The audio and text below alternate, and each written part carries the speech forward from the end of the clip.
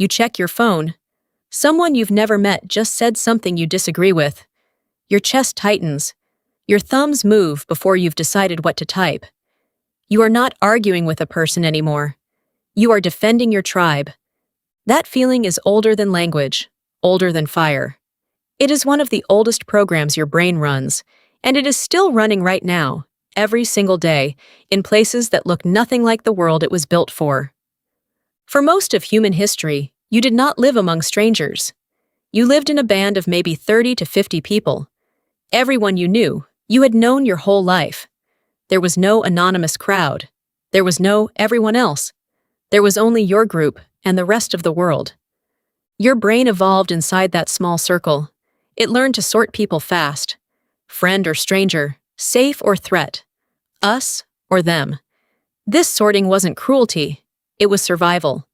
A wrong guess about a stranger could mean disease, violence, or worse.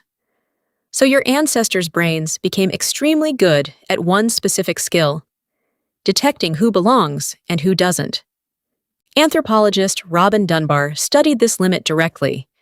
He found that humans can comfortably maintain stable relationships with roughly 150 people. Not 1,000. Not 1,000,000. About 150. This number, now called Dunbar's number, shows up again and again across history.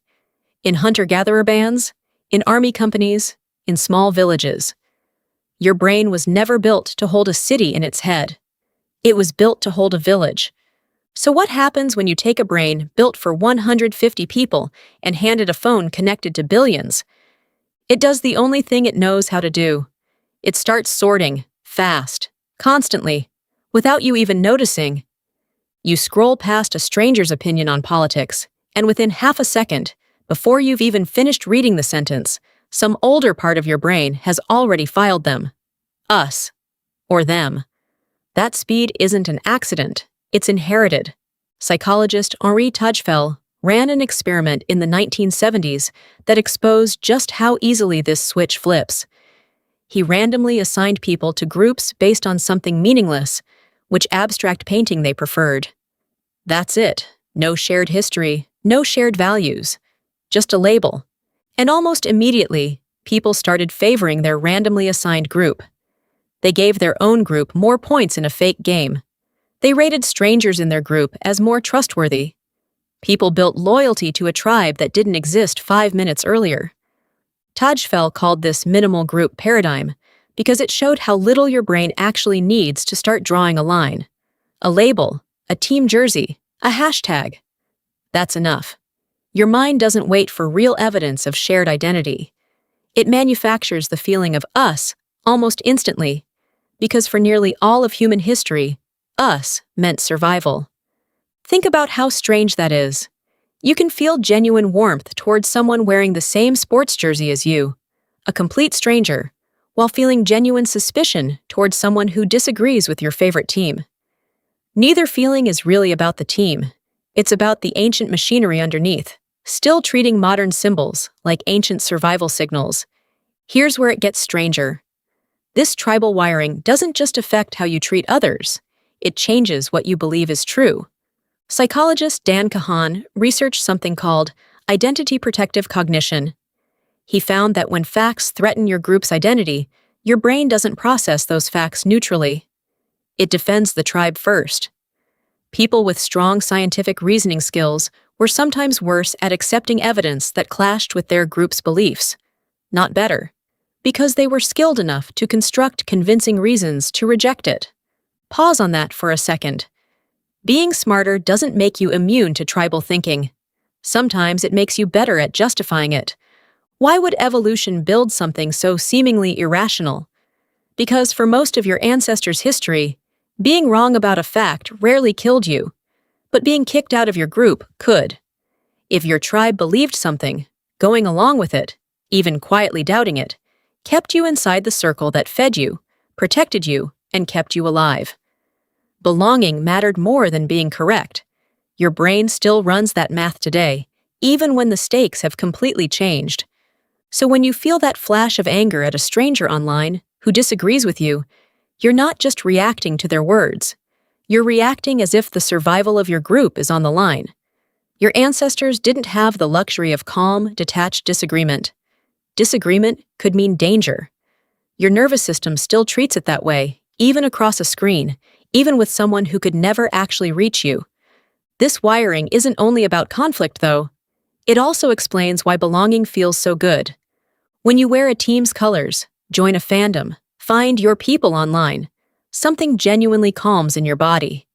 Your shoulders drop, your guard lowers. That relief isn't shallow, it's ancient. For your ancestors, finding your group again after isolation wasn't just emotionally nice, it was the difference between vulnerability and protection.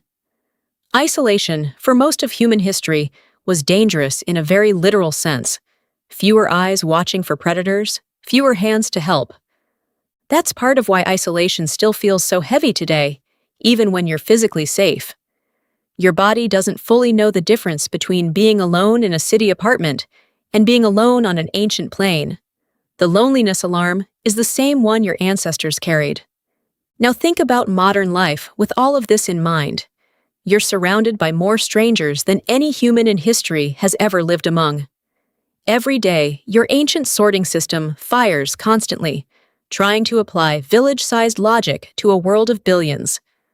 Online, the sorting becomes even faster, because you often see only a name, a photo, a single sentence. Less information than ever, but your brain still tries to slot that fragment into us, or them, almost instantly. This is why online disagreements escalate so quickly compared to face-to-face ones. In person, you get tone, hesitation, a nervous laugh, a shared glance. Subtle signals that this is still a person, not a symbol. Online, those signals vanish. What's left is pure tribal shorthand, a flag, a phrase, a profile picture, and your ancient brain fills in the rest with assumption.